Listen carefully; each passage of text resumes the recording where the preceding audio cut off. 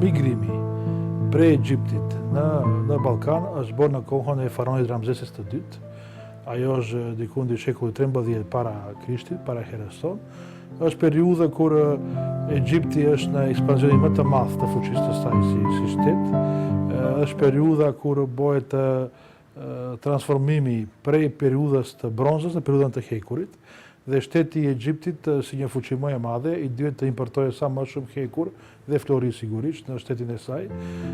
Për atë arsye, babai i Ramzesit të dytë, Seti i parë, faraoni Seti i parë, së pari çon ekspedicione të humbtoje ku ka më së shumti rezerva të hekurit, dhe Ramzesi i dytë është ai i cili më pastaj bën kolonizime dhe kolonizon njerëz në Gjykatën Bollanik për arsye të eksploatimit të hekurit. Po kështu, në shekujt e 56 pas Krishtit, gjithmonë, kanë ardhur një valë e re egjiptianësh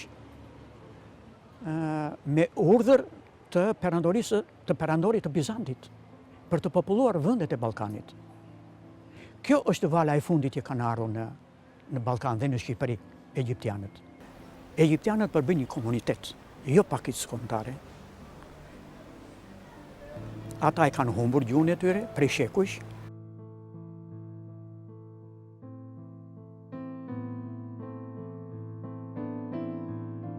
Duhet të kenë një mision shumë të madh, si çdo komunitet tjetër në dorë, të tregojë se cilët janë, si e kanë kulturën e tyre. Po historikisht Ballkana Egjiptianësit kanë pasur disa profesione. Dhe unë do të them që historikisht njihet profesioni i muzikantit, që ka qenë mjaft i zhvilluar tek egjiptianët.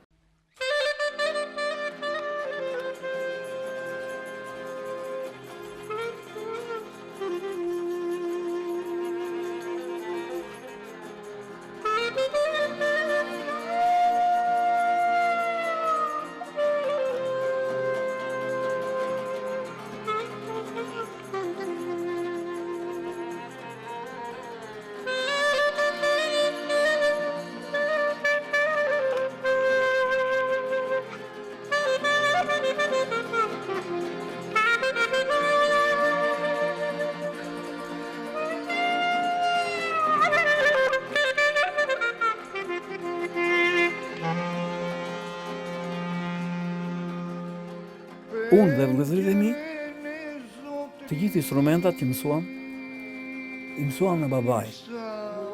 Babai ishte ai kryesori timonieri që neve na mësoi të gjithë dhe ne në rrugën e atij vazhduam.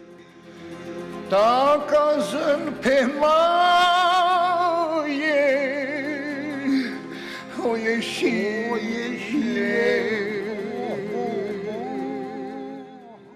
Neve dinastin Lela, të quajtur domethënë edhe nga të huajt, nga specialistët muzikologët, dinastia jonë është prej 4 brezash. Por nuk kemi qenë strikt që t'i themi për shembull fëmijëve tanë që mësoni vetëm muzikën. Por i kemi thënë që ku ta kenë dëshirën ata të vazhdojnë të shkollohen dhe të arsimohen në çdo lloj fushe. Por muzikën me qenë se e kanë një gjak, ta trashëgojnë brez pas brezi. Ma tundë moj të shkreta, o mandile.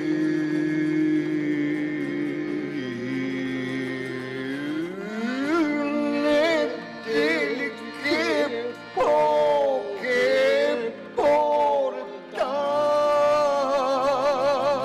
Se ne kemi bërë dhe aktivitete 12 vjet në për botë, që kemi dhënë koncerte në gjithë botën, dhe Diskujon, që është prodhuar në Paris, është marrë dhe është studiuar nga muzikologjia franceze dhe gjermane.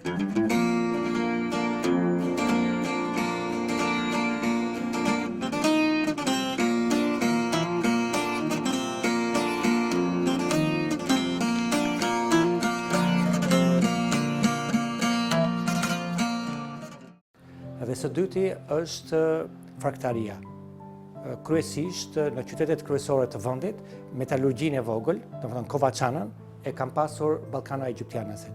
Kjo mund shikohet që në veri të Shqipërisë, në qytetet e mëdha si Shkodra, pastaj edhe në qytetet e tjera, Kruja, Durrësi, Tirana, Elbasani, në Berat dhe në Gjirokastër, Vlorë dhe në Korçë. Neve e të shikojnë nga vëndë besë pasdrimi. Nga gjyshi, nga babaj, nga stërë. Unë zanatë e ka marrë 16 vjetë. Zanatë, nga babaj. 16 vjetë ka marrë. Duhet kemi parasysh që gjatë periudhës socialiste, egjiptianët kishin edhe zanate të tjera, morën profesionet të reja, dhe kjo lidhet edhe me arsimimin e tyre.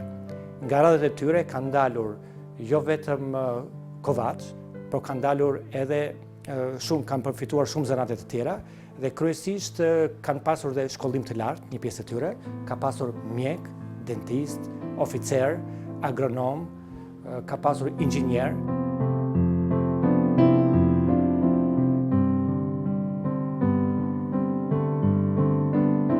Mendoj se egjiptianët kanë gjë shumë interesante, janë më stabil, janë më të lidhur me popullsinë me cilën ata kanë jetuar një kohë gjatë, janë të qëndrueshëm në atë që bëjnë.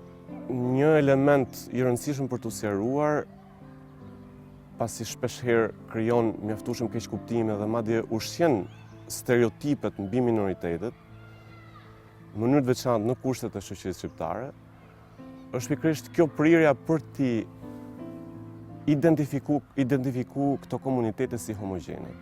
Në të vërtetë, ajo çka duhet me kuptuar së pari është që këto nuk janë homogjene. Ashtu siç një shoqëri ka shtresëzimet e veta dhe ka brenda vetes grupime nga ndryshmet, ashtu edhe këto minoritete në vetvete kanë shtresëzime brenda tyre.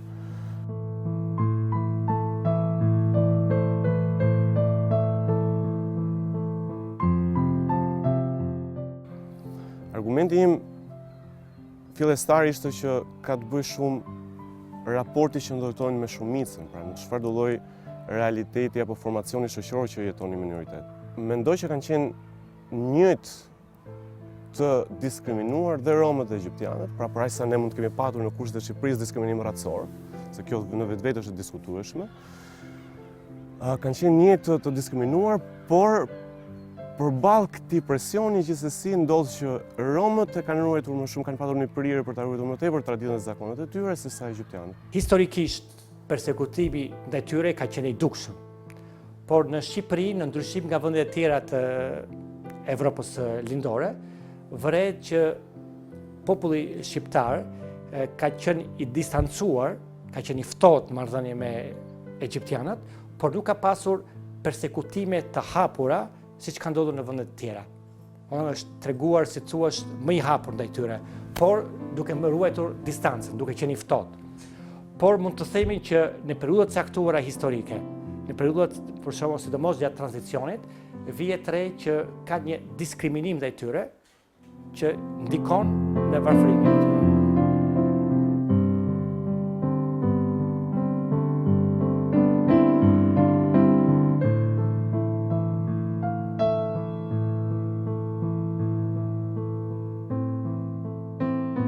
Shpeshherë kemi të vështirë të ndajmë që të jesh i integruar brenda një shoqërie të caktuar. Do thotë të integrohesh duke ruajtur kulturën tënde, po kjo është shumë idealizuar, patjetër që kjo si thua është shpeshherë në realitet caktuar shoqëror është gati utopike. Dhe apo të jesh i integruar do të thotë që ti nënshtrohesh kulturës dominuese dhe pa diskutim të nënshtrohesh pastaj sistemit në tërësinë e vet, pra qoftë në rrafshin ekonomik, qoftë rrafshin politik etj. Dhe shpeshherë që duhet të integrohesh ti, si thua, minimalisht edhe në kushtet e shoqërisë shqiptare sot, duhet me qenë pjesë për shembull e rrjetëzimeve apo networkeve që ty t'japin mundësinë për me pas një farë suksesi.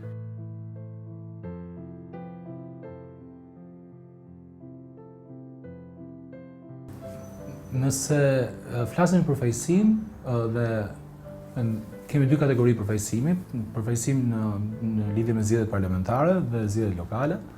Praktika deri tanishme është që komunitetet egjiptiane në zgjedhjet parlamentare ka pasur përpjekje të përfaqësohen në listat e partive kryesore dhe në këtë rast kryesisht vendosur në pjesët pa diskutim humse të listave, duke u përpjekur me dërgu mesazhin që lista është gjithë përfshirëse, po faktikisht nuk është gjithë përfshirëse, është thjesht një efekt dekori. Dhe praktika e dytë për zgjedhjet parlamentare është ku vetë partitë që burojnë në një farë mënyrë nga komuniteti bëhen pjesë e koalicioneve të mëdha dhe si pasojë e sistemit zgjedhor dhe formulave elektorale, probabiliteti që ato të kenë sukses në këto zgjedhje parlamentare është pothuajse zero. Dhe siç ka treguar realiteti, ne nuk kemi në Parlamentin shqiptar asnjë përfaqësues, paktën nga viti 91 deri më tash, të komunitetit egjiptian që është zgjedhur si nga partitë shqiptare ose nga partitë që burojnë nga vetë komuniteti.